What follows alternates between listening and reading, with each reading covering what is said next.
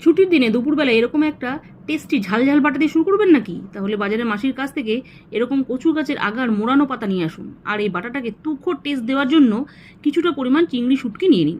তাহলেই পাবেন এই বাটার আসল টেস্ট।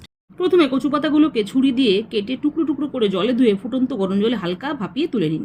এবার চিংড়ি শুটকিগুলোকে ভালো করে ধুয়ে জল ঝরিয়ে প্যানে তেল দিয়ে ভেজে তুলে নিন। বাস, এবার শিলে সেদ্ধ করা কচু পাতাগুলোকে ভালোভাবে বেটে নিয়ে একে একে ভাজা চিংড়ি শুটকি, কাঁচা ঝাল, রসুন, শুকনো ঝাল দিয়ে পাতার সঙ্গে বেশ মিহি করে বেটে নিন। এই বাটাবাটির কাজটা পুরোটা আমি শিলেই করেছি, তোমরা চাইলে মিক্সিতেও করে দিতে পারো। এবার কড়াইতে তেল দিয়ে সেই বাটা মিশ্রণকে দিয়ে লো হিটে জল শুকাতে শুরু করলাম। কিছুটা পরিমাণ জল শুকিয়ে এলে একে একে নুন, হলুদ, আন্দাজের মতো চিনি দিয়ে লো আর হাই হিট করে জল শুকিয়ে নিলেই রেডি কচু পাতা দিয়ে চিংড়ি শুটকি বাটা।